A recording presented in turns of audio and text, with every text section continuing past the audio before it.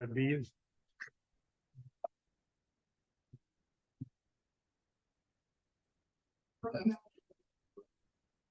All right, are we on Neil? Norm, I just read Norm's name twice. Sorry, I know you're Neil. Hi, Norm. I've been called worse, Yeah. not recently though. Calling out tomorrow. All right, welcome everyone to tonight's select board meeting. It is Monday, November 27th. It is our last budget work session. So it's gonna be a super short meeting. Before we dive in, we've got a couple of administrative issues, but I also just wanted to take a moment because I just heard that Bonnie Cressy passed away last week. And so wanted to send, our deep condolences to the family. She was a longtime volunteer in the town and did a tremendous amount for the community. And I think she was treasurer for 20 years. So I'm sending condolences and sympathy to the Cressy family. Yeah, I'll just echo those comments. She was certainly a presence, and the whole family is a real presence in town. Mhm. Okay. On a brighter note, I'd just like to thank Riverside Pizza and everybody involved in providing Thanksgiving dinners to those in need or alone on the holiday. It's a great tradition. Mhm. Can you pull your microphone? And there was also a very successful turkey trot that the rec department ran with a few others. And they raised quite a bit of money for the food pantry in town, which is great. So thank you to everyone who helped put that together. Okay, so oops, sorry. First up, we have approval of the consent agenda. Sure. I'll move we approve the consent agenda of Monday, November 27, 2023. I'll second. All right, all those in favor? Aye. Aye. Anyone opposed? Okay. And then we have two other administrative issues. Sure. The first one is you had talked about having a hearing on Gould Hill trucking on December 11th. But right now you have the Webster Select Board coming as well as the meeting with the EDC. So if it works, because I think probably hopefully the trucking's quieted down this time of year, moving that to January 9th. That's okay. Yes, that sounds fine to me. And the second thing is last Tuesday, the proposals for the solar at the wastewater treatment facility were received. It had gone out to for quotes for proposals, went through the whole process. We actually only received one from Revision Energy. We've reviewed it and it looks like it meets all the qualifications. They've done similar projects. So I'm hoping the board will approve moving forward with Revision Energy. Neil, could you remind us how much the grant is for? The total grant is for $250 plus there'll be tax rebates on top of that. So it's $250 plus another $90. So I will have to look at that. We're pretty close with the numbers. They gave two options. Because we're a tax exempt entity, how can there be tax credits with it? Or is Revision gonna own it? No. So that was my question too. So we will have to submit a tax form and get a refund. So, believe it or not, this is the way it's been set up. I did a refund for taxes we never paid. I did a webinar on this, and this is how these grants have not the grant, but the tax credit portion is being done. I have not seen the tax form. My assumption is it's relatively simple, but that may be It's sort of a unique approach within the Investment Tax Act from the federal government. And, I certainly agree we would be entitled to the investment tax credit.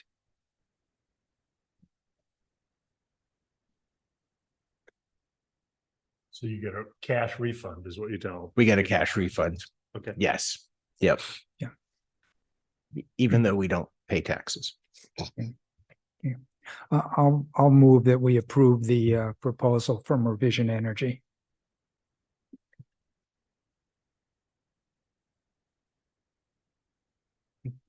Second. Is it the only proposal we have? Yeah. It is. Okay. Got it. Did they do the fire station? They did. That was a different type thing. That was not a grant. It was a PPE, PPA, PPA. Purchase Power Agreement. And this will, with the larger array, it'll produce 90+% of the electric needs for the lagoon station. Okay, any more discussion on that? All right, all those in favor? Aye. Aye. All right, that's unanimous. Okay. Thanks for those, Neil. Now we are moving on to finalization of the 2024 budget.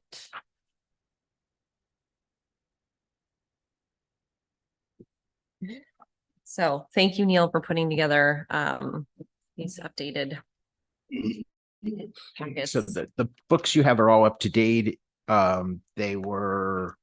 It's all the expense and revenue that's been entered through last week. That way we're all using the exact same numbers.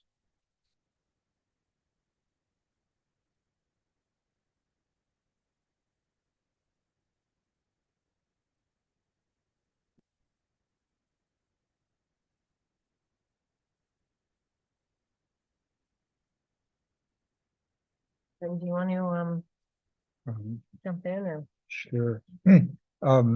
Just a couple of follow-ups on the operating budget from the discussion last week. And, thank you, Neil, for capturing, I think, just about everything we had.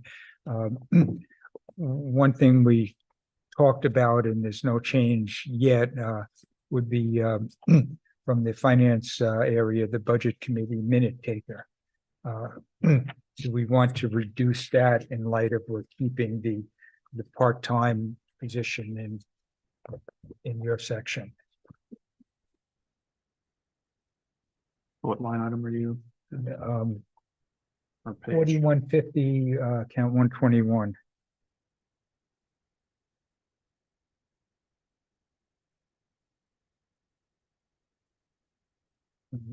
It's page 22. Okay, yep. It's currently $3,600 and, based on our discussion last week, do we want to reduce that? I'm not proposing eliminating it, but, reducing it, maybe halving it, with the hope that in the near term, we can fill the part-time position.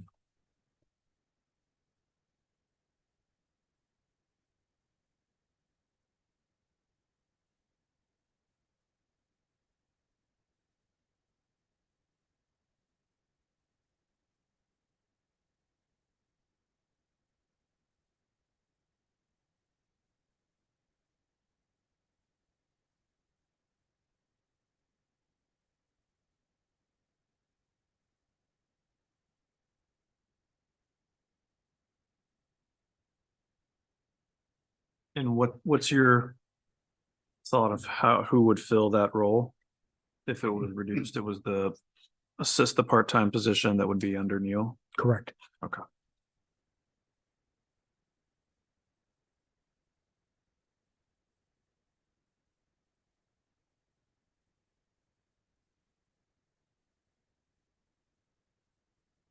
You have concerns with that, Neil? No, we haven't been able to fill it, so it will just reduce the hours. Mhm. The person we would hire would be Right. available. Okay.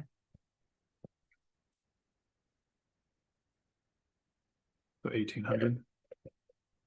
Yes. And sort of a question along the same line, Neil, where you had proposed starting the the ambulance part-time position as of April 1. What would you think about starting the part-time staff position as of the same date? I think that's right after town meeting, which is not great. Because we're sliding that person over from the clerk's office, so we're really reallocating resources there. So Okay, okay, that's fine. that's why I didn't change that. Okay.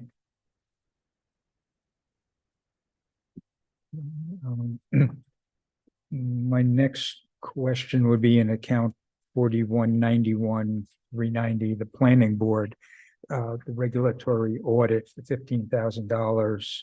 We had discussed that and I don't know where we ended up.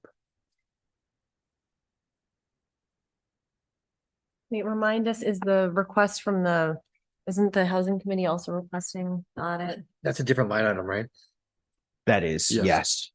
So there's 15,000 requested from the planning board and 10,000 requested from the housing committee.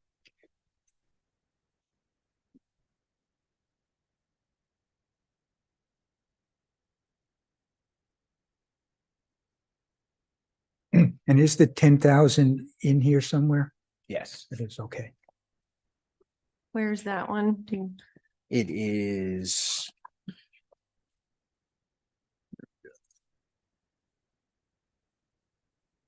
A little small line.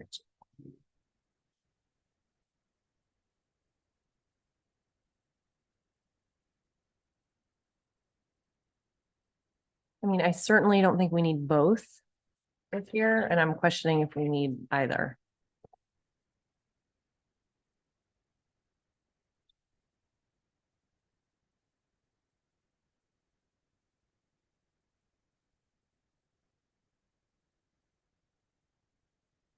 Do you know when the last time a code audit was done on the master plan? On the zoning versus master plan? That assumes one's ever been done. Got it. I don't think one's ever been done. So, And actually, just to clarify, it's not because I don't think they're important or like should be done. I'm just questioning if, because we don't really know, I don't think we really know the future of the housing committee and how they're gonna carry on. And then, I mean, I just think there's questions around like how we coordinate this in a way that makes sense. So I'm just thinking maybe for this year, we don't do it, and then we get our, more clarity around the housing committee and how it interplays with planning. And then maybe next year do one. That's just my thinking on it, but what were you gonna say, Thomas? yeah, I would agree with that. I think we'd have to, if we're not gonna do a code audit, then it's probably worth discussing what the housing committee does for the next year. Yeah. Or what would, a lot of what their purpose and goals are is to do stuff that would come from a code audit. And so if they're not gonna have the resources or funds to do that for a year, I think the housing committee would have a lot of questions as to what they should be doing. I mean, the charge for the housing committee has a lot of things on there. But I think they would want clarity on it. My sense of sort of the charge that the housing committee has is if we don't appropriate them money, that there's not much they can do. And so they would, I don't know if you think that's accurate, Thomas, but Yeah. because I think that there's like a lot they could still try to do, but I don't think it would be very effective or efficient without having a code audit, without having like an expert come and look at it right. to provide feedback and direction.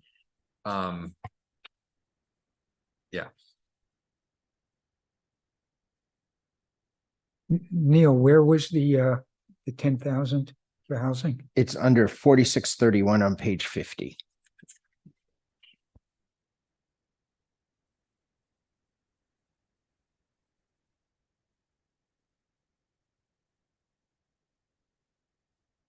Oh, okay, thank you. But I also agree that I think that like if we're gonna do one, we should do both, but now doesn't feel like the right time to do both.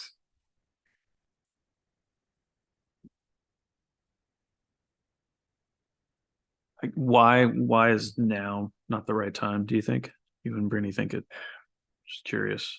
Well, as of like this moment right now, I don't feel like there's a solid plan to combine the both and do a comprehensive review of everything. Not that it shouldn't be done. And when you say like a comprehensive plan, do you mean like one single person to sort of head up the process, or? One single person or like an agreement of priorities between housing committee and planning board Yeah. and what they're trying to get out of it and the purpose behind it. Because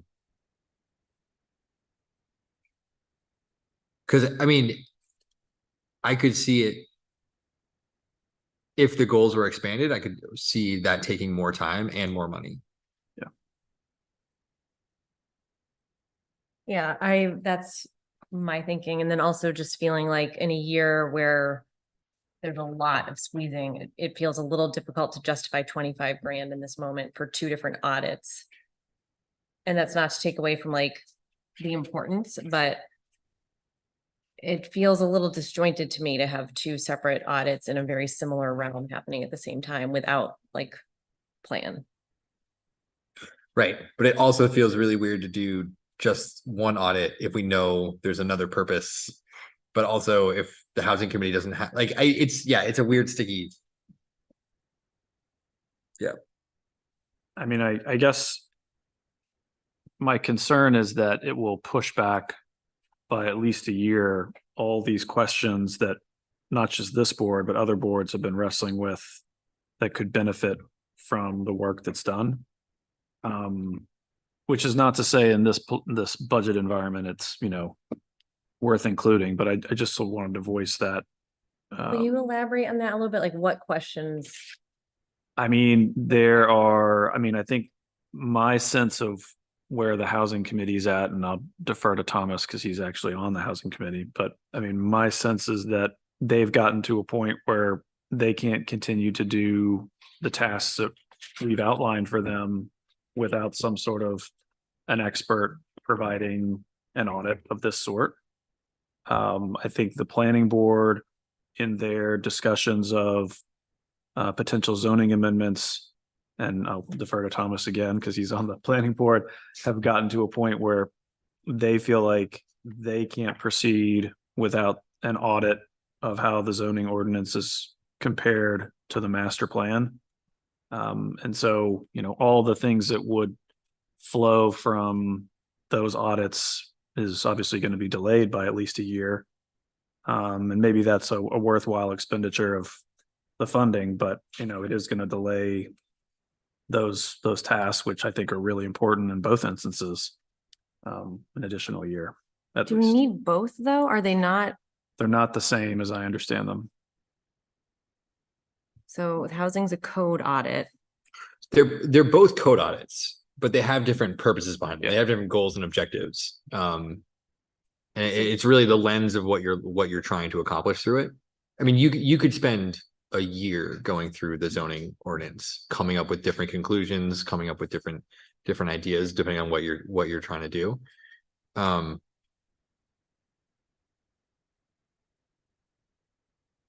And I think that the planning board, I mean, I don't get a sense that there's like a strong drive to push any certain thing forward. There's no like, we need to accomplish this one thing, so we need to do a code audit to do this one thing. I think it's more of like there's this constant cleanup happening of the zoning.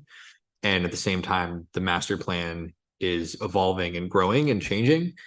And there's no real comprehensive look back at how all those things are changing and how they conflict with what the zoning is.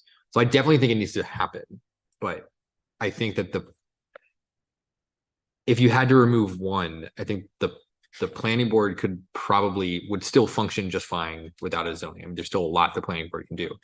The concern with the housing committee is I don't really know what they're going to do next if they don't have a step, like if they don't have a pathway forward. And I think the housing committee is also making a lot, like there's good momentum. They're doing a lot of good stuff. There's a lot of outreach. They've got a lot of really great feedback. they haven't taken like a vote as to what they want to do next, but it feels like there's a very strong consensus as to like doing a zoning ordinance audit to determine what issues might be in there. But I also know like it's entirely possible that we would do a zoning audit, a zoning audit for the housing committee, and it would turn up no good ideas. That's entirely possible. Yeah, sure. Yeah. And do we want to spend $10,000 to risk that? Right. Like and if you'd ask me right now to bet on it, I'd flip a coin as to whether or not there would be substantial It changes. would seem that an audit of the master plan versus the zoning should produce some of what you're looking for. Right, that's what I'm not Well, getting. so the way I understand it, the purpose of the zoning is supposed to follow the goals set forth in the master plan. There's a lot in there. So my understanding of that is to find conflictions between the two.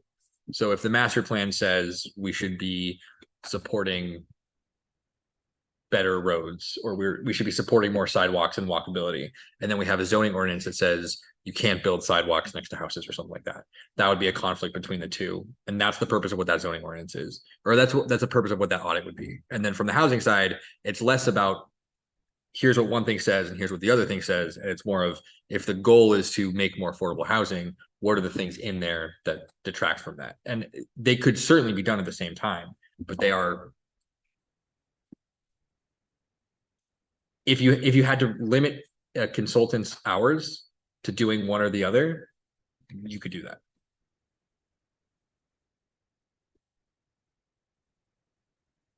I don't know if that answered the question. Okay. And my comment about the planning board, I think, comes from just the response that the EDC got from the zoning amendments that we proposed. And it sounded like one of the things that would have helped the planning board and perhaps the public also sort of consider those amendments was having an audit to support the changes that were requested. And, didn't have that. Just on the surface of it, do you think an audit is going to convince the people who don't want affordable housing in town? No, I don't. No, but I mean, Just want to make sure we're on the same playing No. field here, Steve. but I don't know if those voices are in the majority, and there's a necessary hurdle you have to clear at the planning board level to even put it before the voters. And so I don't know, but I would hope it would create some more traction at the planning board level so that they would feel comfortable at least putting it to the voters. Like that, if I had to choose one, I would actually choose the planning board, because one has never been done. To me, like figuring out conflicts that currently exist between the master plan and our regulations seems pretty useful. I have struggled with the housing committee if, like, to your point, they haven't even actually voted one way or the other on like, would they want or need this? And also, like, I don't know the process for these audits, but I can't imagine, I mean, maybe they take months and months, but if not, it seems to me if the planning board were to do one, there'd be some use for the housing committee with that audit. So I cannot get behind both of them.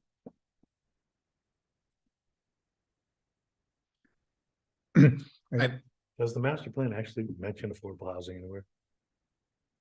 That's a good question. I know it mentions You have um, memorized, Thomas. I'm closing on it. I know it.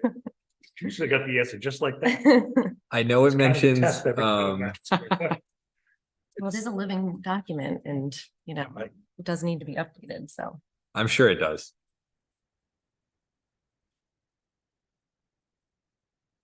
I agree. I mean, to me, I think it's like if we're gonna do one, it's worth doing the other. And I just right now, unless there's like a really cohesive plan to do that, I don't know if it's worth doing either one of them. I just don't know what the housing committee is gonna do, and I think that's worth it. Maybe not now, but I think it needs to be a discussion. I guess if Thomas serves on both committees and doesn't think now's the time, I'll agree with him. I will, just to respond to your question, Jeff, it is in the master plan in the housing section. I don't want you to read the whole thing, but I'm not offering. we need more. Yeah. I don't know. I'm assuming that's what it is.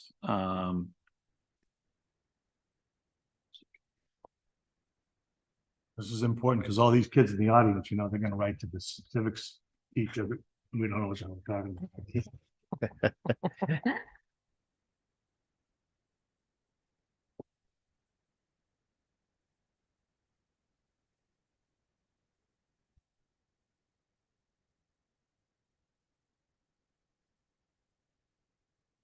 It looks like, yeah, among the key findings, and I'll paraphrase the key findings. Review and update current affordable housing zoning ordinance to make sure they meet their stated goals and to continue to encourage their development in town. Revise the zoning ordinance to include the provision for the development of market rate elderly housing and affordable housing in Hopkinton.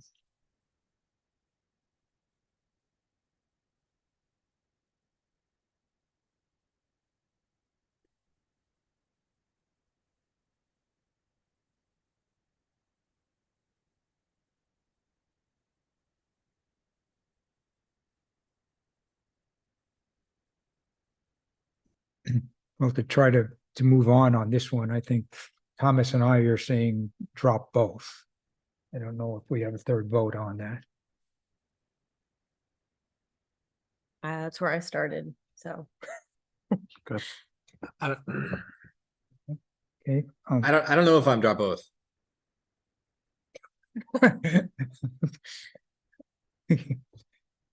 Well, I think it's valuable. Right. I don't disagree with that. I'm just saying, like, in the moment we're in, I feel like it's tough to justify 25 grand. But Yeah, I agree with that. I don't know if there's one that deserves going forward this year versus the other.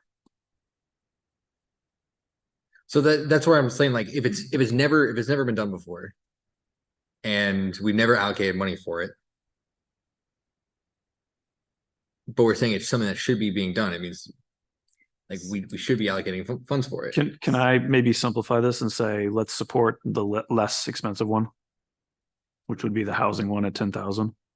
You can say that, but I disagree and previously said, if we're going to do one, I think we should do the planning board because we already have an existing master plan. And to me, that seems like much more constructive. And again, potentially the housing committee could use it further down the road. So I went from take out both to, if we're going to do one, do planning board for those reasons. Stephen says, if we're going to do one, do the Because it's the cheaper one. cheapest, yeah. Well, it's 10 grand versus 15 grand. And like, where'd the 10 grand? How do we know Well, I think if that, like, that's legit? Is it probably going to actually be 15 grand? I don't know, but I will say, I think that, like, the housing, or the planning board one will have distinct outcomes that will be usable. I think that there's a sizable chance that the housing committee one will have things that we can't really do, or not a lot of ideas. So why don't we support the planning board? That's what, yeah, that's Okay. what. All right. You convinced me. Okay. So take out 10,000 on page. It's 50. in terms of what that code audit is, though, right? It's up to the planning board to get a quote, actually hire a consultant and direct them. Like, we're not budgeting for a specific purpose, we're budgeting for a code audit for professional services. Right. So if there's only $15,000 available to a consultant, and the planning board then says we should make sure that affordable housing is a priority in what this is being looked at, they could do that. They could. Okay. Right. Maybe this is the time to coordinate. Like, that's what I'm saying, is I think if the I think if the planning board was putting together what that was going to look at, the planning board throughout all of this has maintained that affordable housing is an issue, and they would likely highlight that.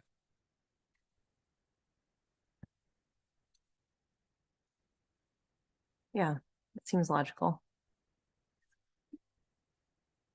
Okay, so good to take out the 10 grand and keep the 15 grand. Okay. Okay, moving on to highway account 4317. on page 41, count 682. And 683, sand and salt. Neil, you were going to check with Dan if he still needs those amounts in 2024. We do. The salt amount is down because the price of salt dropped, but that's how we create sand. Okay. Even though for sand year to date is 0.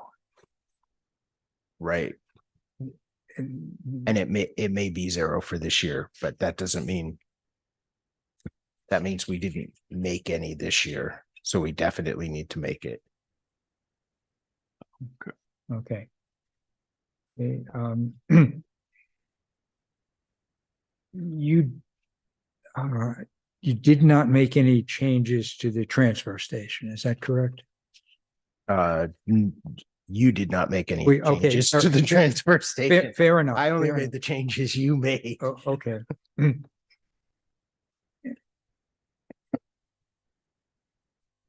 So I think that's, do we want to talk about if we want to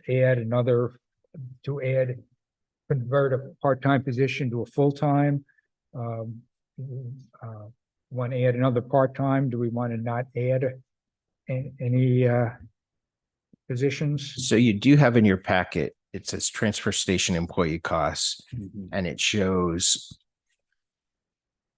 the cost for a part-time person and a full-time person. I assume 30 hours a week on the part-time because that's what our positions have been.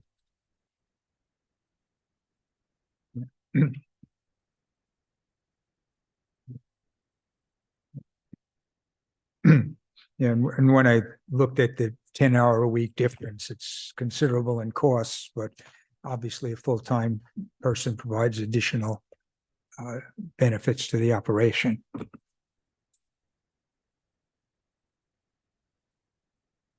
So, in terms of adding another person at the transfer station, there hasn't been a specific request from them to have one. No. But is it something they would request if it was available? Like, they didn't add it in their budget and they didn't request it. Does that mean they don't want it? Dan did say that he hoped moving forward that there would go back to it. Evidently, there were 3 full-time at one point, Yeah. He did say but he that. Yeah, that's he my- did not request it, but that was his comment. Okay. Yeah, I was just that was my recollection of when he was here. He asked for a part-time to go to full-time. They I dropped. think he talked about there's been so little time that we've had the 3 part-time positions filled that it's really hard to get people to even apply. Well, there was some discussion of the composting. And that would generate the need for additional staff on some level. Yeah. Didn't specify a level. And if there was an additional individual or additional hours, what kind of enforcement would that person be doing? Would they be looking to make sure that nobody's coming into the transfer station that's not appropriate or things like that? And so if we were to add another position, I thought, Thomas, you were going to be looking at what the potential additional revenues might be.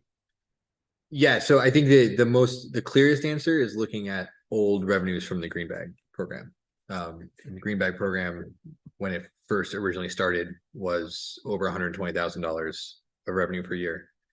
And the amount of waste being taken out by the transfer station hasn't decreased. So the only real difference between those 2 revenue numbers would be lack of enforcement on policies. There's that, and I was also thinking about, we don't know because we've only heard anecdotally about if there are people from Concord or wherever that are inappropriately Right. dumping at our station, and what the potential savings of that would be, and that would be a pie in the sky estimate, I guess. Yeah.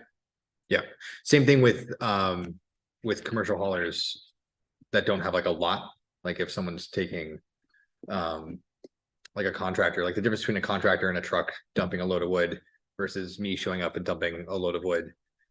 Unless there's someone checking that to see how often that person's showing up, it's a pie in the sky kind of number.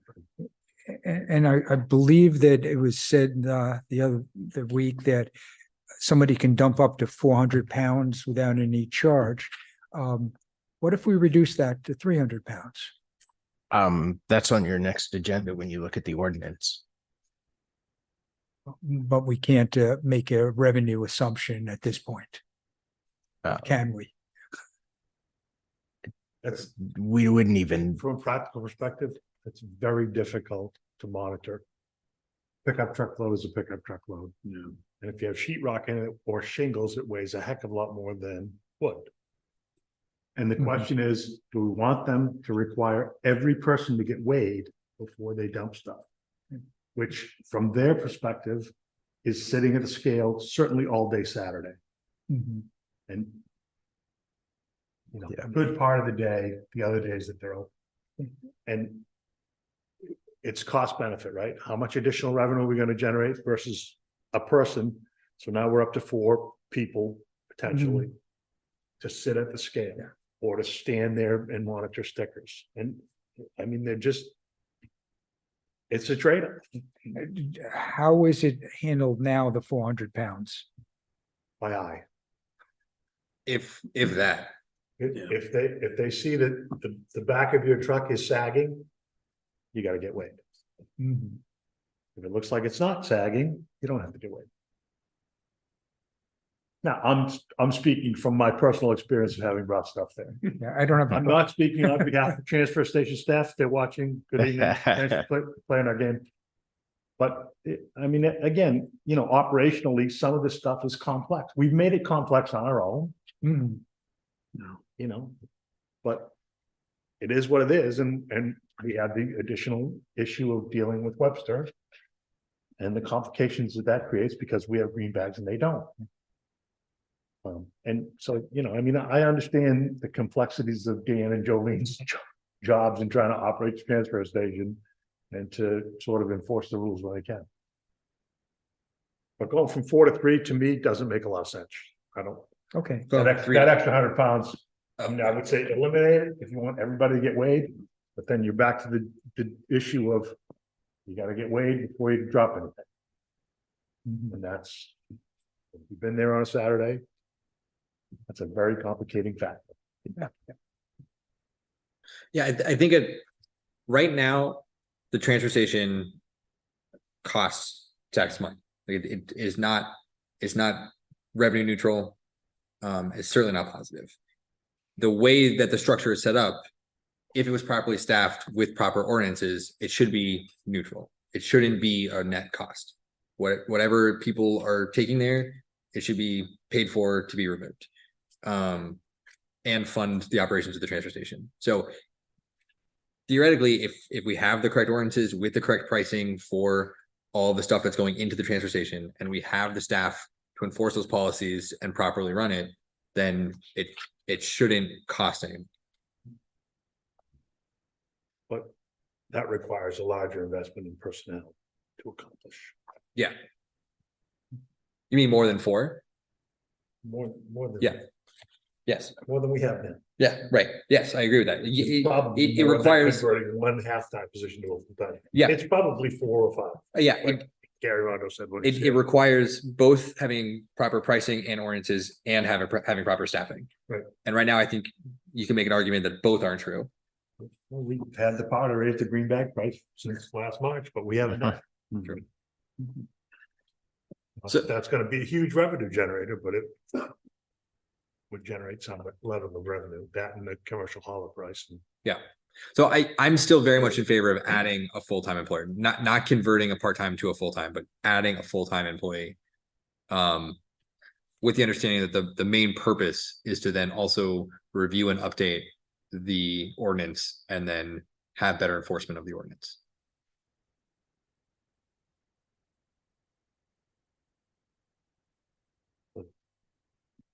Well, part of that's on us and part of that's on Dan and Julie.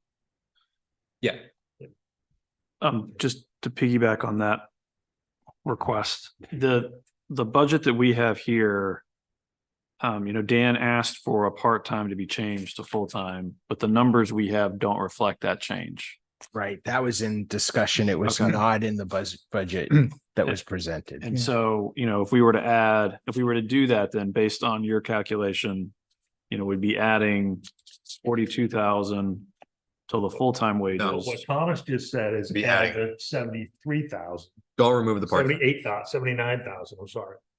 Not just go from full from half And, to and full. that's where I was going, was what's Yeah. the adjustment on this line? to do 78, that? 575. Yeah.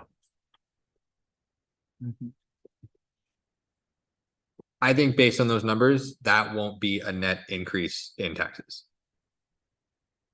Say that again?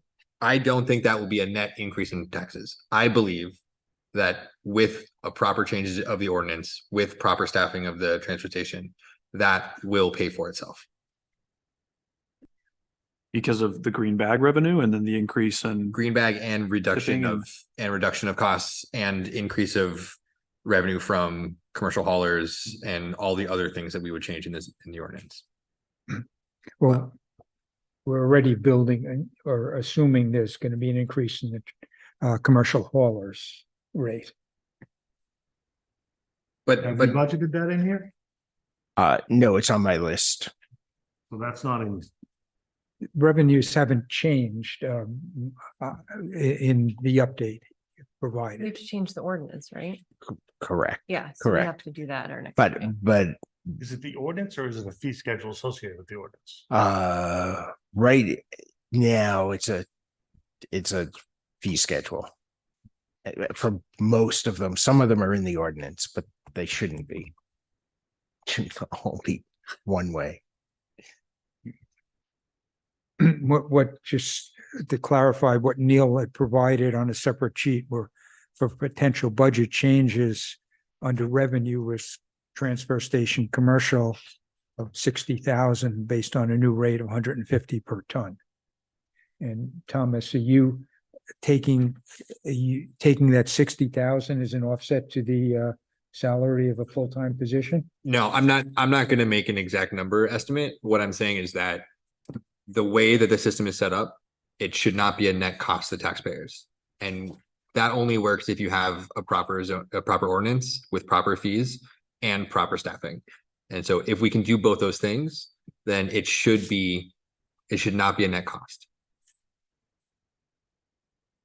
And I think you could probably do the math a lot of different ways and come up with different numbers, especially around commercial haulers and whatever issues we might have with people from out of town coming and using the transfer station. But even if people are coming from out of town to use a transfer station, if we're properly enforcing that and charging them for that, that should be a net driver. That should be net revenue We wouldn't be charging them, we'd be telling them to leave. or charging them. Yeah, I'll take out of town trash for $200. Right. Fair enough. And you can either pay the fee or you can get arrested for theft of services. It's your choice. Right.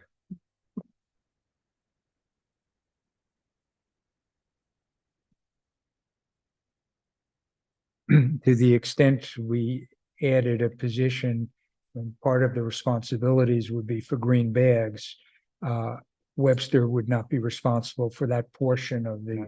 Right. yeah. I think it's enforcing all ordinances with. I don't think we're adding a position to enforce green bags. I think we are trying to properly staff the transportation to enforce all of their policies. So would that then arguably reduce the $78,000 hit? Would Webster have to contribute to that additional full-time Yes. employee? Yeah. Mhm. Yeah. Okay.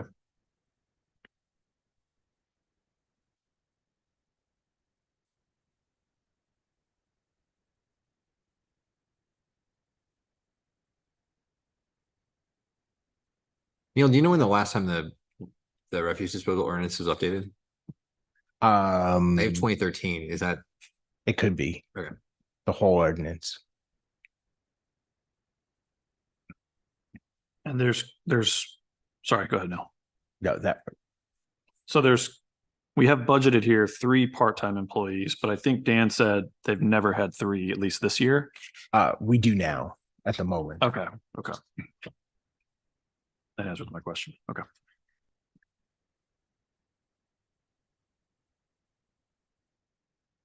So if we added another full-time employee for 70 odd thousand,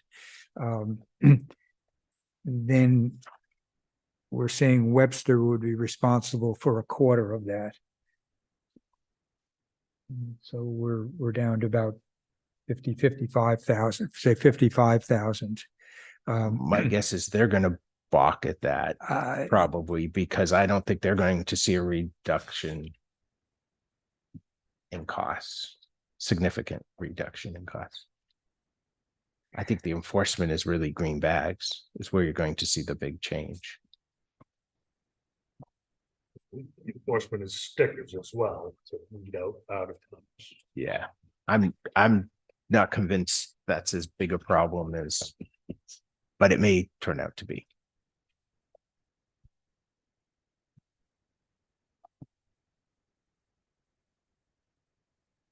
I mean, before we came in tonight, I think I was comfortable converting 1 part-time to full-time.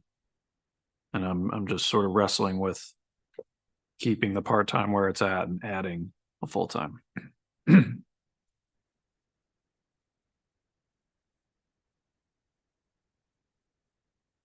the part-time positions turn over quite often? Yeah, we're gonna have an empty one pretty quickly. We're anticipating.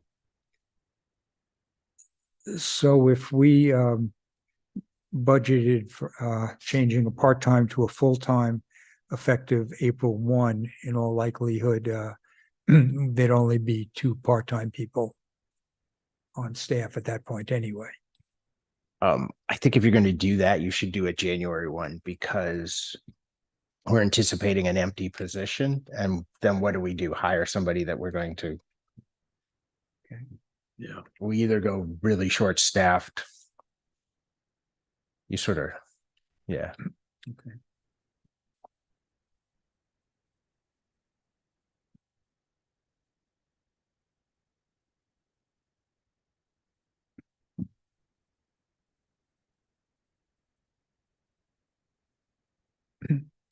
I guess as a step in along the way, I'd support what Stephen, I think, is saying of changing a part-time to a full-time.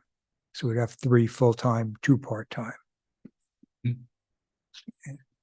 And then we can look at make an estimate of what additional revenue may accrue because of that.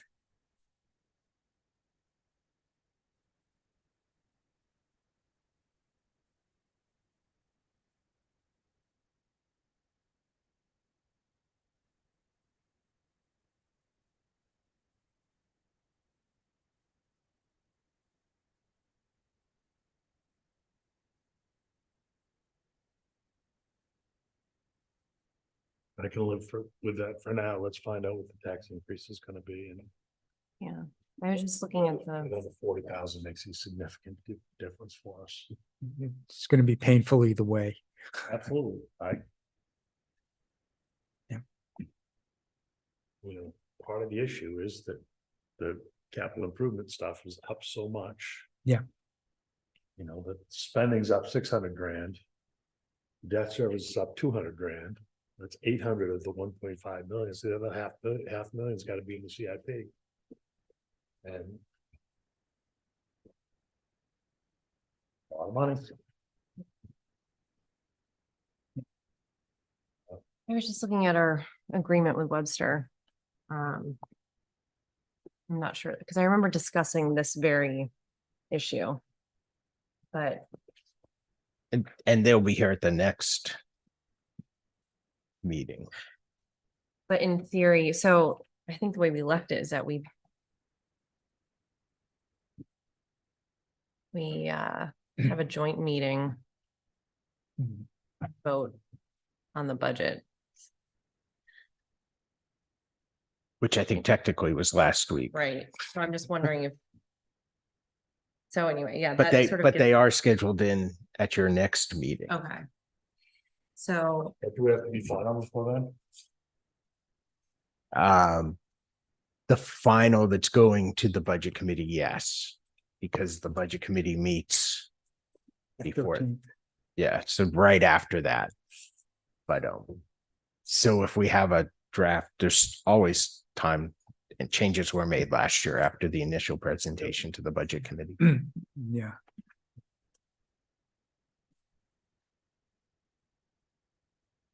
okay, so we're on a eliminate a part-time for the full-time. Is that the consensus? Okay,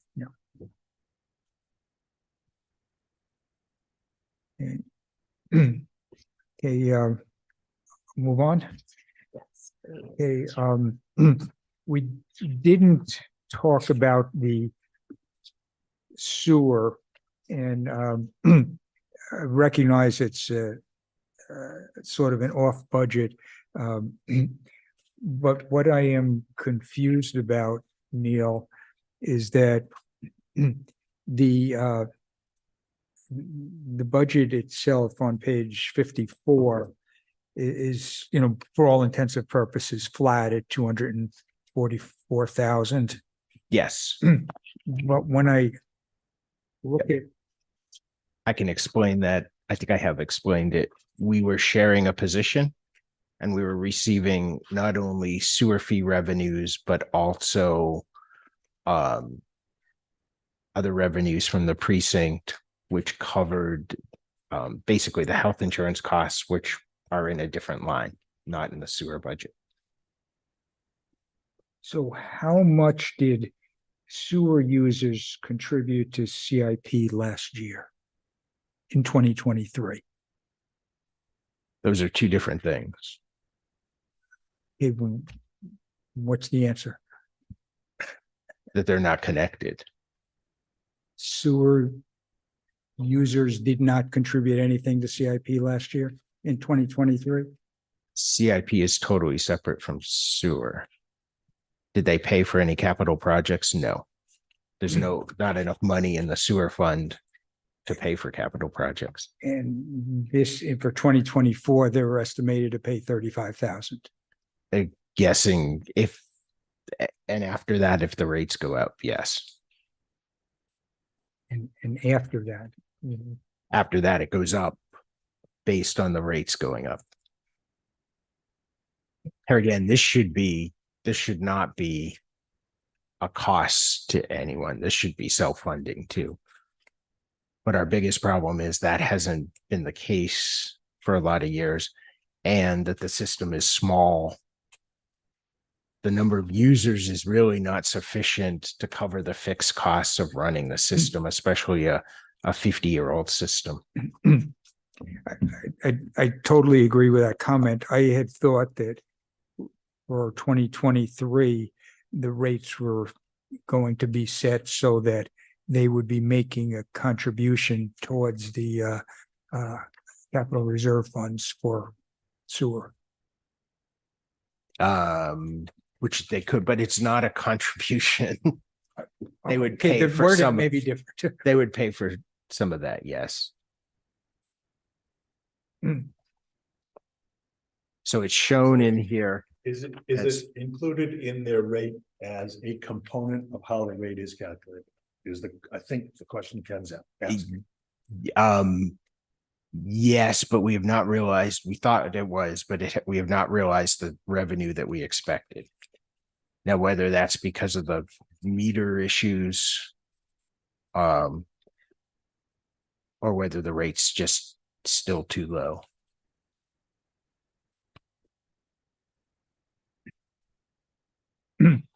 So for 2024, the assumption is they would be contributing or putting 35,000 towards the CRF. And that's based on the current rate structure. Yes, they would be paying 35,000 of the capital expense, yes. Where are you getting that 35,000 from? Oh, you're on the The CIP page. Page, Yes. paid by users. Got it. because we added that line. Okay. So of the, just understanding this also, of the revenue estimate from the sewer fees, the 245, So 35 of that is gonna be, that's where my confusion. comes no, from. because there's three separate funds. You have the operating fund. Yeah. Which has the operating budget for the sewer, and the sewer fund offsets that. Okay, Then you have, let's see, so that's the operating. Then you have the capital reserve funds, which the town funds, but a portion of the expenses can be paid out of the sewer fund. So that's shown, it's an offset to the expense versus a revenue. And it's not a revenue in the operating, none of the capital expenditures have anything to do with the operating budget. okay. I Does see that- where it is. does in the that make CIP. sense? Yeah, I see So- where it is in the CIP. So the funds come in, they go into the sewer fund, which is a separate Mhm. fund. The sewer fund reimburses the town for the expenditures. And then the sewer fund can spend, they're estimated to spend 35,000 on as a portion of the capital expenditures. Okay,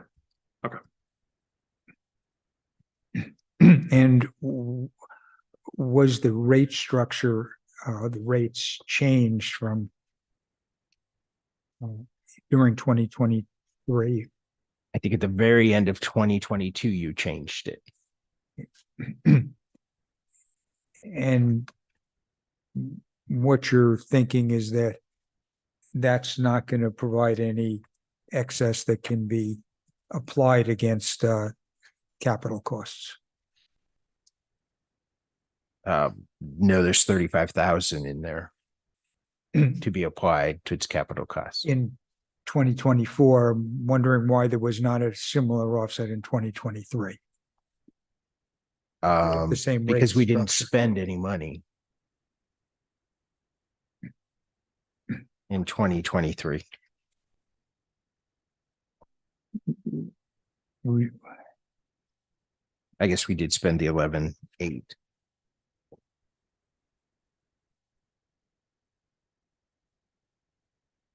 But the sewer fund does not have a significant balance. As I said, the revenues have not come in the way we expected them to.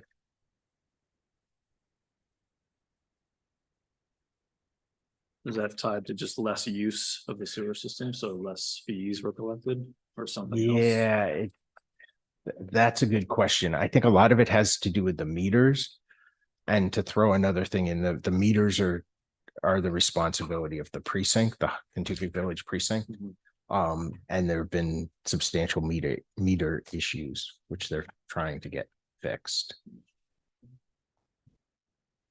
And maybe they're fixed and that's why it's lower versus where they were, but whatever the change has caused, we didn't see, because the rates were changed fairly drastically and we didn't see, remember, yeah. we didn't see the result that we really had projected.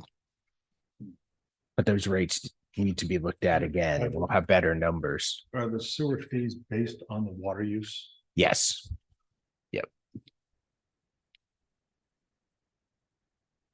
Okay, I'll drop that. Thank you for the explanation. It's Partial, thank you.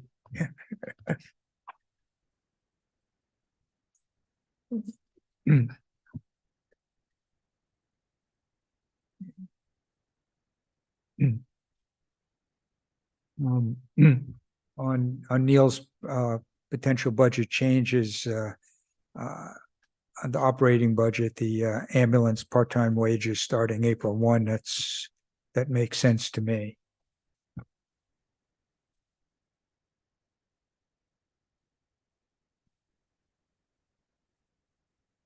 You want me to walk through what I've put here? Yeah, thank you. I would find that helpful, yes. Oh, no, I've got it. I was looking at the book though, yeah. All right, under revenue, transfer station commercial. This assumes effective February 1st, because you'd have to have a public hearing and put it in place and notify tipping fee of $150 per ton, which is what NRRA recommends. That seems to me to be a no-brainer. $20,000 is the added solar option under miscellaneous revenue, because That's a land at the transfer station. at the transfer station, we actually received the $10,000 check in the mail, either Helpful. I guess today. So Can I ask you, Neil, before you go any further, the transfer station commercial, that's 60,000. Where would that, what would change on our revenue sheet to account for that? sure, so it 60,000. would go under it's commercial. Transfer station commercial? Yes, 3404. So the 140 would be increased by 60? yes. Okay. To 200. Okay, thank you. That's there. The changing the ambulance is there. And then I started playing with the capital reserves, which doesn't really change anything. And it's kind of doing some just adjustment based on expenses other years, just sort of leveling out the fire vehicle, library systems. We're not scheduled to buy a police cruiser this year, so that could get moved out to 2026 when the expenditures aren't as increasing as much. I took out the town hall renovation, which there was lightning and my roof doesn't leak anymore though, so it was okay. Just because I think we'll put a comprehensive plan together and figure out and then do it all at once. This doesn't preclude us based on what the funds we already have from doing what we have scheduled. And then I removed the 100,000 from the road and bridge capital reserve. Assuming that as far as the maintenance, which I think this was for, can come out of paving and shimming. And the road rebuilding is the first year of the bond. It's not ideal, but it's seemed realistic. And then using 350,000 of the fund balance. So that's a total of 632,000. So that road and bridge CRF, that's the one that was 400, that then got dropped down to 100. Now we'll be removing it. Right. Because technically it was set up for the rebuilding.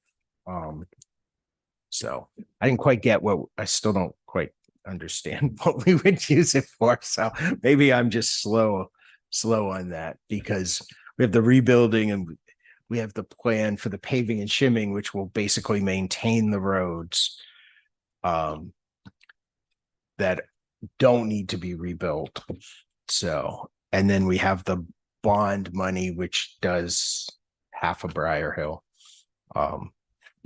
So I guess my understanding was that CRF was to sort of handle the middle category of work. So it wasn't the annual shimming and paving. It wasn't a full road rebuild. It was that middle category, which I don't remember what sort of verbiage we used to describe that, but that's looking at you, Thomas. Heavy maintenance. Yeah, whatever falls in that category. Yeah, so kind of the problem that the main problem that we're in is that we should have, if we had all of the roads up to whatever maintenance level we want them to be at, and we were properly putting money into a CRF to properly maintain them, we'd be putting in roughly $50,000 per mile of road that we have. makes sense. And we have how many miles? 50 miles, roughly 50 miles of paved roads. So $2.5 million a year. Yes. So currently we do not have a CRF where we're putting $2.5 million a year into it, Or anything. or anything into it. We're also kind of in the position where we're behind the ball on a lot of stuff, where it doesn't make sense to do. On a lot of these roads, they need complete overhauls, not maintenance items. So we're kind of stuck in this position where we need to bond the money to completely overhaul a road. But then if we want to properly maintain that road over the next 100 years, we should be allocating $50,000 per year per mile of road. So the idea behind the 100,000 is as roads get moved from kind of boom and bust bond cycles over to we've completely redone this road and now we want to put it into a preservation cycle. We should be increasing the CRF by roughly $50,000 per mile per year. So that's that $100,000. And it wouldn't necessarily go to that 400K is still kind of your standard filling potholes, shimming little things. That $100,000 is over the course of that 50-year lifespan. By the time you get to 50 years or 70 years, you will have to do a complete rebuild, and you'll have saved way more than that. But the idea is you're not saving all the way to that rebuild. Over at year 7, you might be doing some other semi-major construction that isn't completely tearing up the road, rebuilding it. And so on that preservation cycle, there's many different kind of levels of different types of rebuilds that would happen at year 7 or 15 or 20. And so they average out to about $50,000 per mile per year. So that would be what that 100K would be for. Thank you.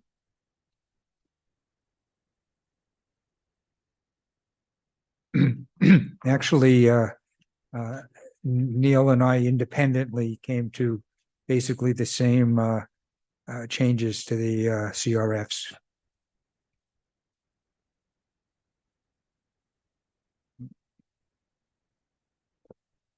And also amazingly on the fund balance. But I did want to talk more about revenues if that's the next thing.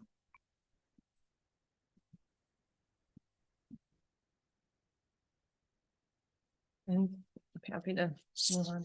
So at this point, if you take everything you've done, if you go with my list also, you've decreased it 601,491. Does that take into account the transfer station change in employment? It does, because you've cut 11,800 and added 42,007. Okay. So what was that total number again? 601,491. There's some other things that we're gonna have clarified. The fire department, I think, training and. Yes, so, and yes, let me look at my list just to.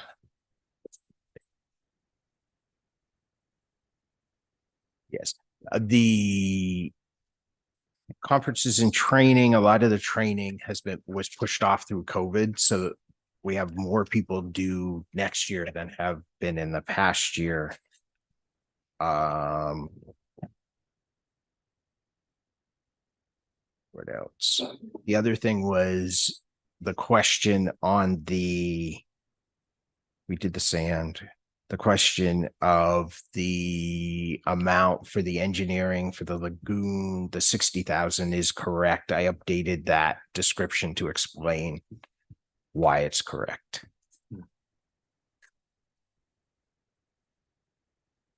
I think everything else on the list, and I provided you with the 4-year total cost of the COPS grant.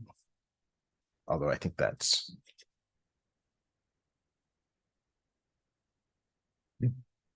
So with the, I believe you said 601. Yep, 601. So we're down to an 18% increase. No, that's wrong. It's more like Like 11%. 11.6%. Yeah. Oh, Does that still include okay. the bonds though? Because the bond should, like, in terms if what we're targeting is a percentage increase, we should not include the increase in the bond payments. The bottom line, the Yeah, tax. but it's something we voted on last year. Understand. But we still have to present the increase in the tax rate. The increase in the tax rate as a percentage. is Right, but what Right now, 11.6%. but what we're targeting should not include that. If we're like, if, I'm not targeting a specific increase. right, okay, Just where we are right now is 11.6% increase over last year. Yeah, in our spending, not in the tax. yeah, Um, okay, So there's the numbers. 11, I can see that. okay. Bottom.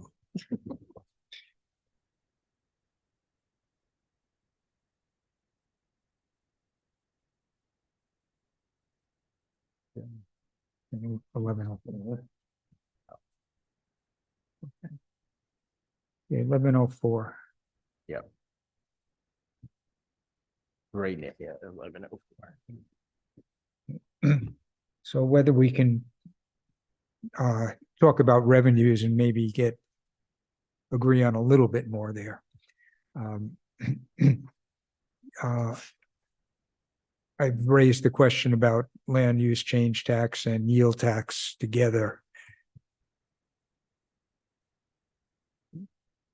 That it's the estimate for 2024 is 70,000, which was the same as the budget for last year. The actual for 2022 is 87.5. The year before that was 94. The year before that was lower at 40. Talking about pilots or? Land use change tax and yield tax combined. Oh, I don't get why you're combining them. So they're unrelated to each other.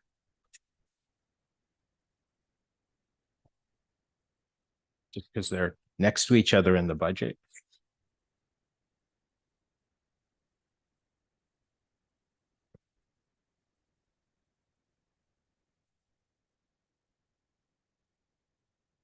On page 4.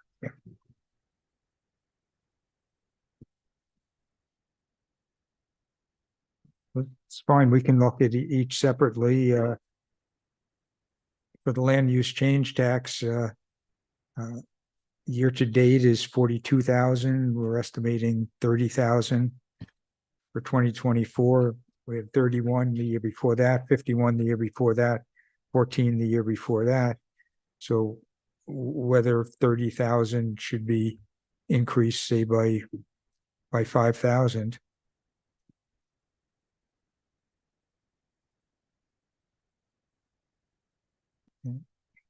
And similarly for the yield tax, year to date's 44. We were estimating 40 for 2024. In 2022 was 71,000 and lower than the prior years. So I was just thinking we could add 5,000 to each of those estimates. So using that logic, Ken, what do you suggest we do for payment in lieu of taxes, which is 6,500 year to date versus a $93,000 budget? I think that's pure timing because tax bills just went out.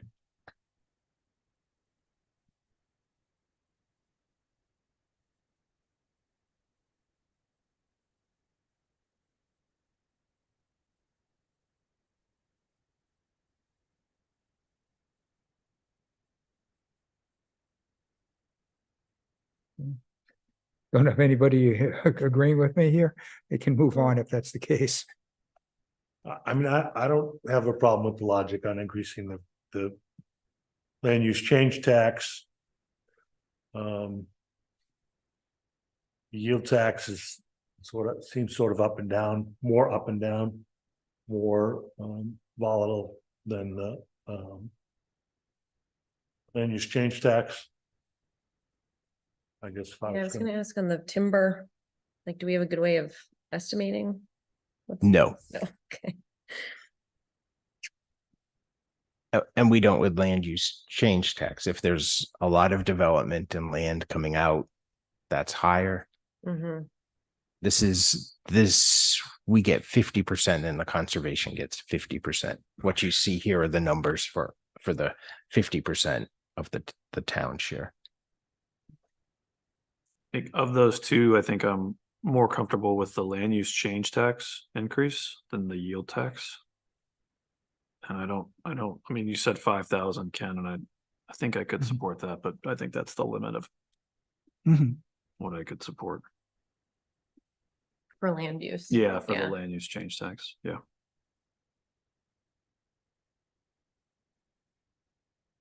Okay, Okay, all right, I'll drop the yield tax one.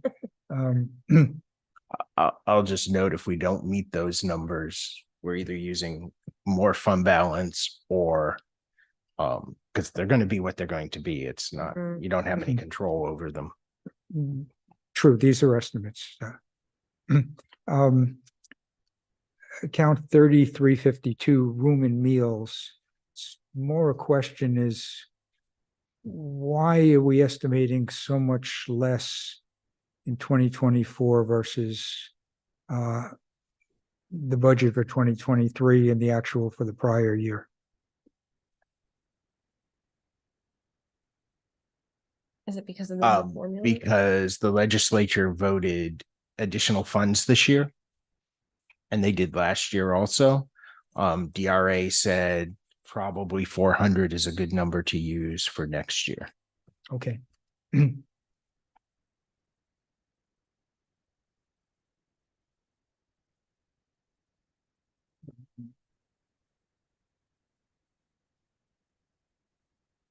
For for planning board fees and I believe building permit fees, we'd talked about raising the rates. You did raise the rates before. And I think the discussion was there might be one thing on solar or something that could be raised, but pretty much those are where similar to local, we're in line.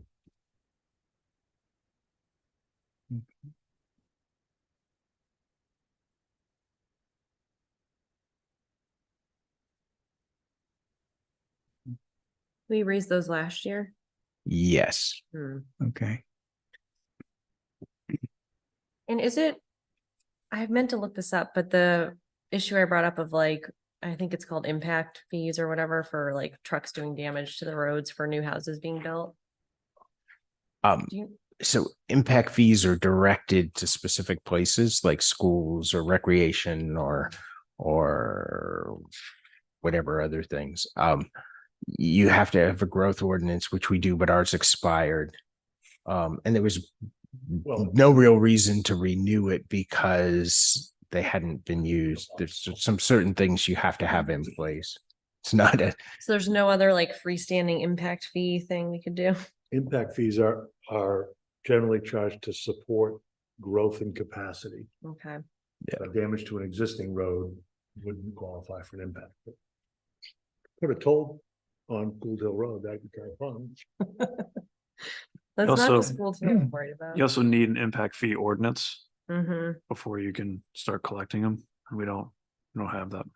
It didn't Neil just say a growth ordinance? That's And that's ours different. expired? I Oh, think you need a growth ordinance in And- order to have an impact fee ordinance. okay. That's not helpful. Several years ago, we had tried to get a warrant article passed that increased the registration fee for motor vehicles. To go specifically to roads, there's a statute that allows that. That went down in flames.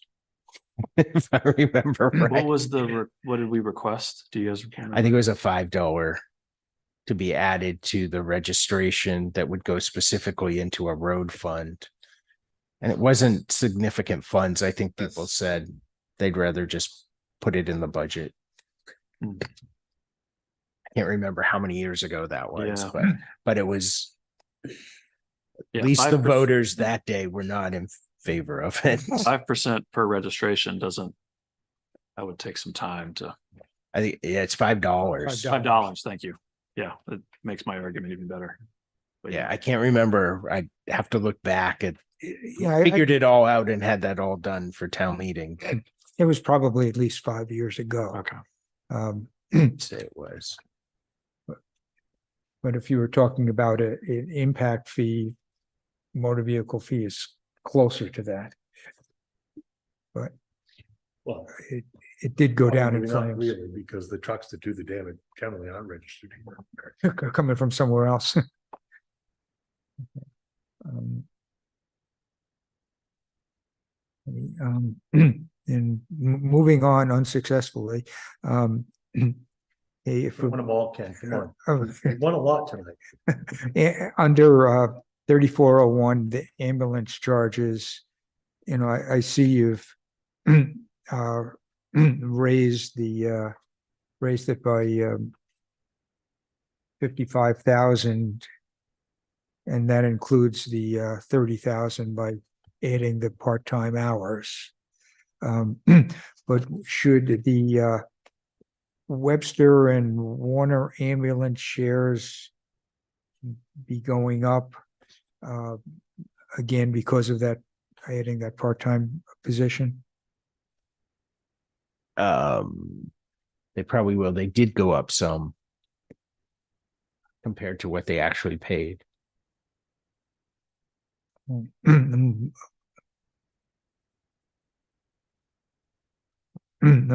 looking at Webster and I'm not following you there. It's Webster paid 33,950 and they're budgeted at 36. so they paid less. That was their actual.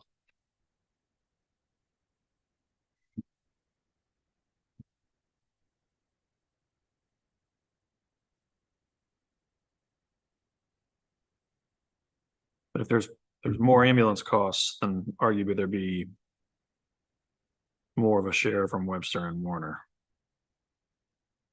There would be. And there's a little bit of an increase for Warner, but I- it doesn't look like one for Webster though. I think though our capital expenditure is down. It's only 50,000 and it was 80,000 last year. So some of that's offset by that. Mhm.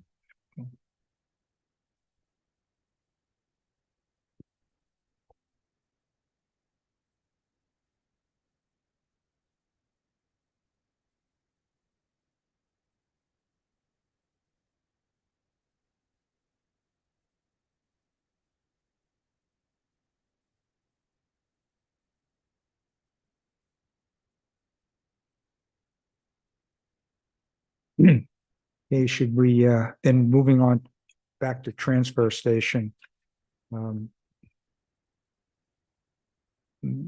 Based on adding the,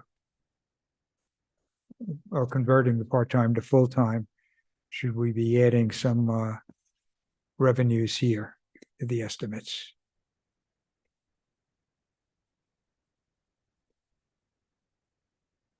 Look at it, transfer Based station on what? commercial. Well, we're adding the new position that will be doing some level of enforcement. Is that going to generate revenue or reduce cost? It could be one or it could be both. Yeah. Or neither. Yeah, or neither. I mean, I understand that there's opportunity to change things at the transfer station. I'm just hesitant to set the budget based on an expected revenue increase that may not materialize. I think the increase from the commercial haulers one makes sense. I would definitely not want to change anything about the pay by bag revenue. Based on the fact that every 3 years, there's a warrant article to move it. So, Well, and that's also using funds that are collected this year. So it's always a year behind. So even if you start collecting money, we can up this back to until the next year. 90,000 if the 120 comes in 2024.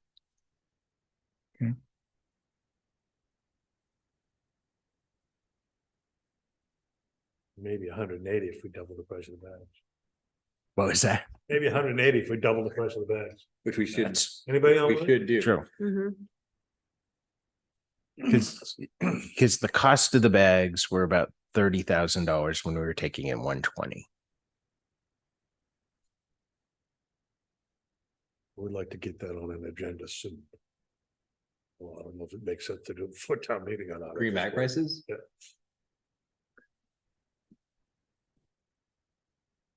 So what percentage are we at overall, Neil?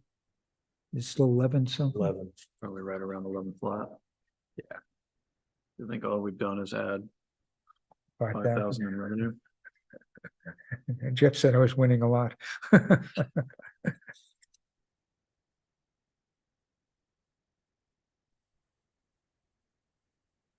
You're below 11, 10.96 on the tax rate. It's that first What's the number. increase in spending there, 600? I can't see it.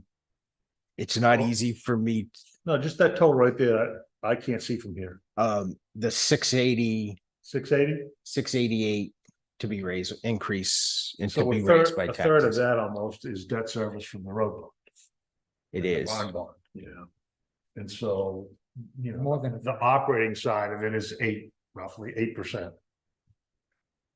Which roughly matches what we're expecting from insurance costs.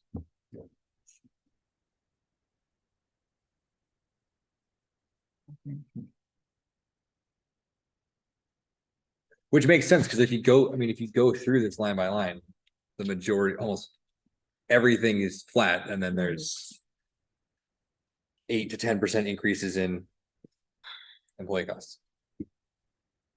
And the valuation, you used the 0.5% again. I did. Okay. I don't think we should raise that. Um, I was anticipating what you would say next. And you feel comfortable with that level of fund balance, Neil? Yes, Okay. that you were going to ask if I felt comfortable with that level of increase, and I'm going to say that's not my call.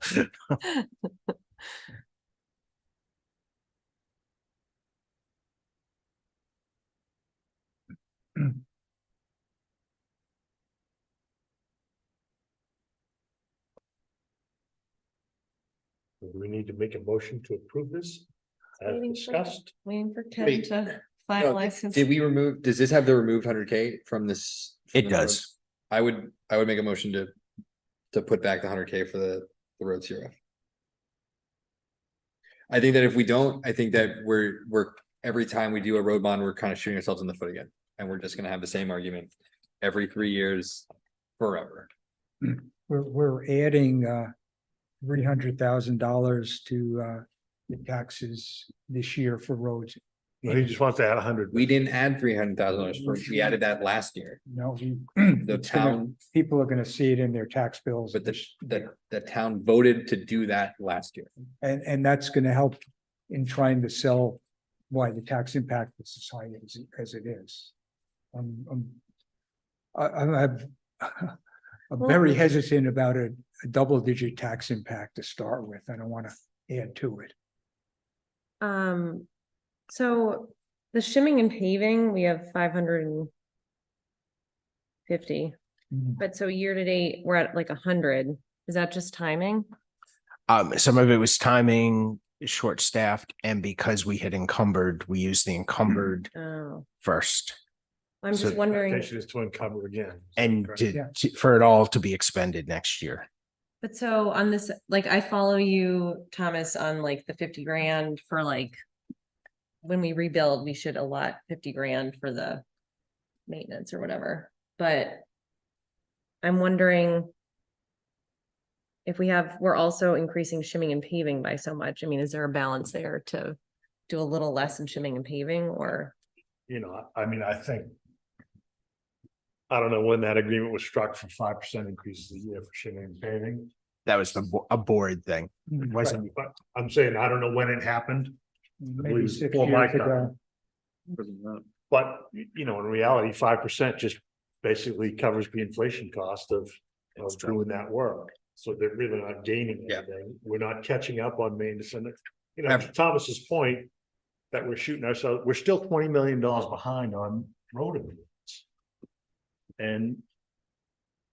You know, the bond for the last road bond isn't gonna be paid off before we have to come back for another.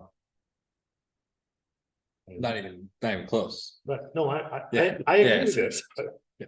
I agree with you, you know, the problem, and, you know, I agree with Ken's point.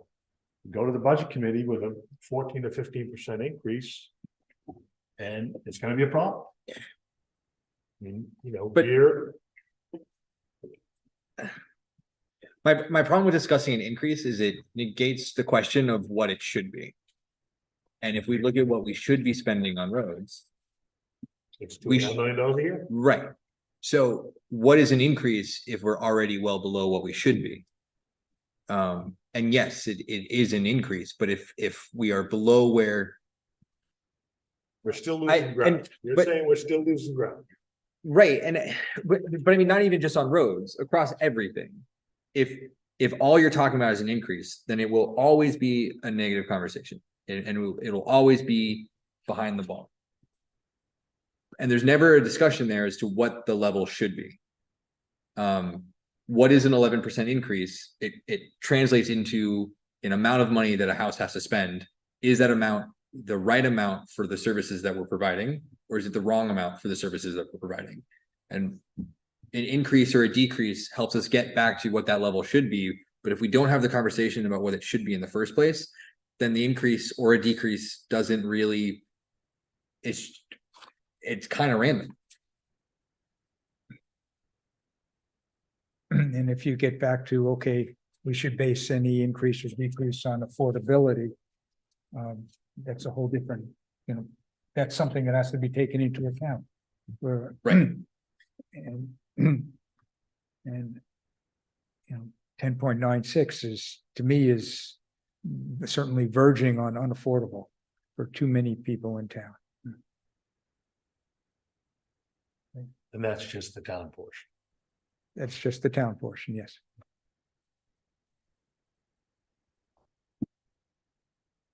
Anybody online yet? I think there were a handful of people. Yep, 6 attendees. Excellent.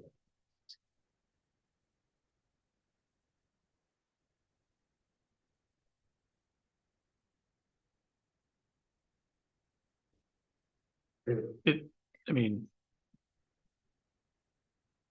I would love to have more money to start adequately saving to take care of our roads, because it's, one of the few sort of assets that we have. I'm hearing Ken talk about selling this to the budget committee, though, has me concerned. And if we added back in $100,000, that'd be 1.5% roughly. So you'd be I can tell you. 12, yeah. Then 12 and a half. Their own warrant articles? I think 12.62 by the 12.6. tax.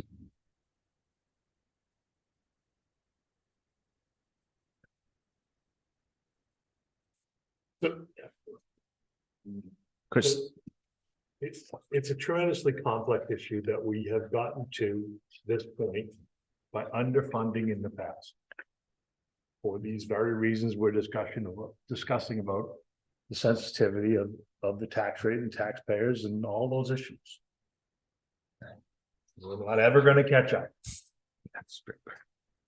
If we were funding at Thomas's $2.5 million a year for units, right? We'd be going from a tax rate of 7 something to 13, 14, Just on roads alone. just to get the money for the roads. yeah, And, that even means using contractors or adding 6 more people to Dan's staff. I mean, I think it's a good idea to put the 100,000 back in. But I don't envy Ken going to the budget committee with it. Yeah. Ken is an incredible salesman, though. I know he is. Not when my heart's not in it. And my heart's not in trying to sell a 12% increase.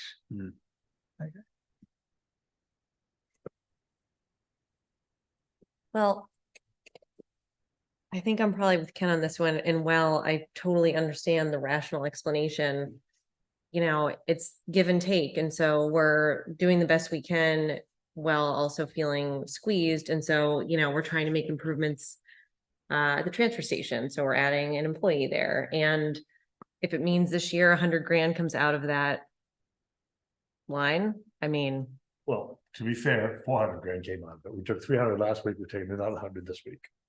okay. It was originally in for 400. It was, And I put the 400 in for road rebuilding. The CRS are voted on as one chunk. They're not voted on individually. Like, there's no option to say this. My suggestion would have been with the 400 at least that it be a separate warrant article that because people said they wanted to expend that and they could decide. So you certainly have that option. If it's 100, you can decide if you want it as part of the list or separate. But it could be separate. It could be separate. I would, based on that, I would support putting it back in, but having it be a separate article.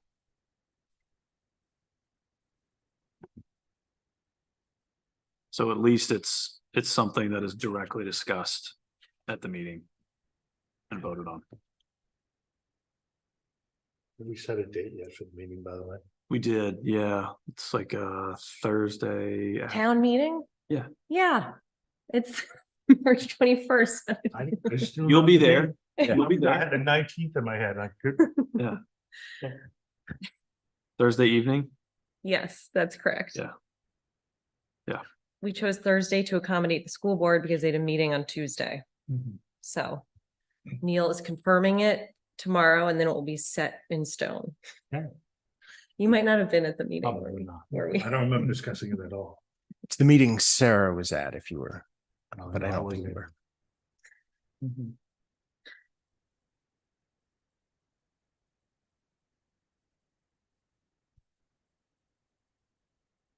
How do you feel about that, Ken? separate is better than combined. I'm just thinking, Neil, in terms of presentation to the budget committees, could we show this tax impact and then separately show the 100,000? Because normally we say if everything is approved that the We could show this is what it is. We can figure out the presentation. I don't think we should set the budget based on presentation. I mean, it would be reflected in the way this is formatted up towards the top there, Yeah, and right now as it's, part of the CRS. I'm just This format. doing changes. Yeah, You hate this format? You know, the fact that we had a road bond last year and 2 million and that now it's a $2 million reduction in this year's budget, which. Yeah, think know. We should do the operating budget and then the various warrant articles and how they impact the tax rate. Yep. Versus it just, that's, we do that in the presentation and the sheets we create for the budget hearing. Each one has its tax impact.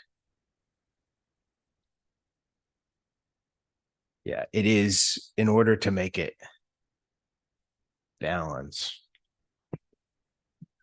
the operating budget by itself, you can go up a couple lines, that's 6 point something percent. Yeah, this isn't, That's- none of those changes are in there, so.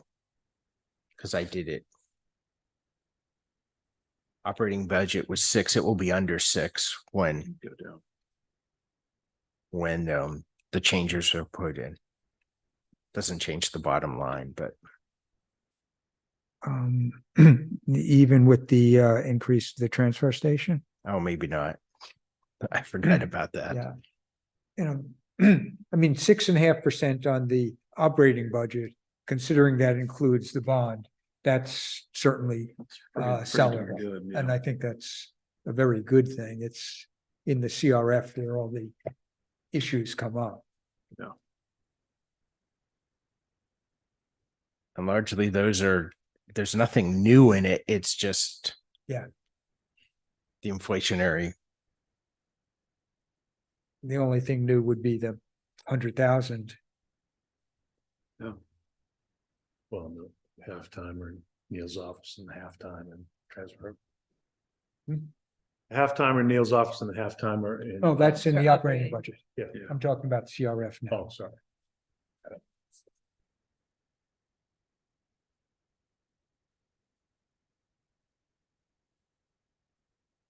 Right, but in this building, we added 24 hours, but took away 32. Yeah. So Yeah, hour wise, it's I'm less. envisioning that in presentation, I would highlight all of the different personnel changes, plus and minus, and why. Okay.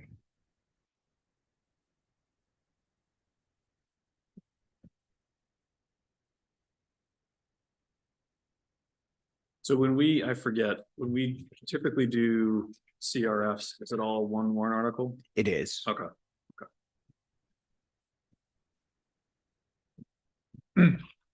Okay, I'll, And do we actually need a warrant article to allow us to establish another CRF? Yes, So that would be establish and fund for, for the road. we already have a Oh, roadway. no, okay. Yeah. Thank you.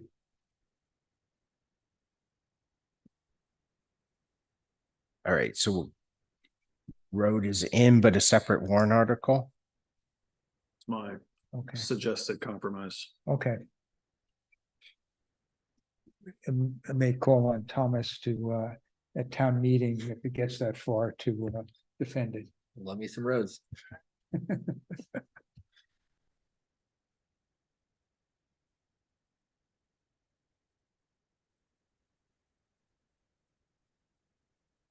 No, I mean, I agree with you in concept. I focus on affordability. But- No, I totally too agree. much. Nothing says you have to present it. So, Yeah. because already you're worried about it, so I, Okay. Did you make a motion, Ken? I think Stephen did. Oh. I'm not gonna. I didn't, but I will make a motion to approve the budget as we've discussed this evening. With the 100,000 CRF separate. I will, yes, amend my motion to specify the $100,000 for road CRF to be a separate article. I'll second that. Right. All those in favor? Aye. Aye. Anyone opposed? Okay. I'll update this, send it out. Oh, well, we've been posting these anyways, but we'll post the updated.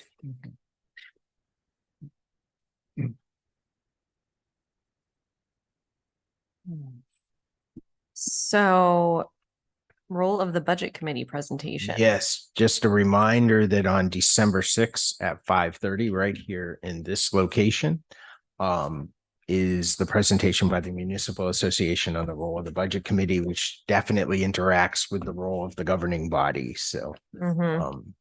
Okay. you are invited as well as the Budget Committee. 6 o'clock, I'm And- sorry. 5:30. And the following Wednesday is when I'll be That's what I was presenting gonna the ask. budget. Okay. To the So budget that's committee. the. 13th. 13th, yes. Okay. Is it the 13th? Oh, shit. Oh, yeah. Yeah. And just for your information, next Monday, since we don't have a select board meeting, Community Power Committee will be holding a public hearing here at 6 o'clock to introduce community power and, answer any questions that people may have.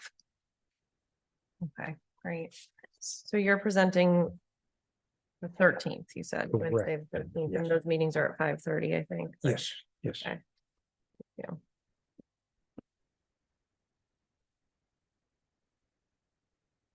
Okay. Anyone have anything else? A bit of an order? No Okay. meeting next week. Yeah, Well, I mean, it's community- gonna Haven't been feel- able to say that for a long it's gonna time. feel weird. We've been meeting weekly first, so. Well, you all can come to the community power meeting. Are we all set for the, Beautiful Battle Creek, Michigan. So have you? Lovely this with, time of year. with Webster, are we all set Oh, yeah. for whatever voting changes we're gonna try to make for town meeting? So yes, you'll get in your packet a draft ordinance to start those discussions. Okay. Who wants to make a motion? Move to adjourn. Second, Okay, all those in favor? Aye. Thank you. thanks. Thank you to everyone who joined us.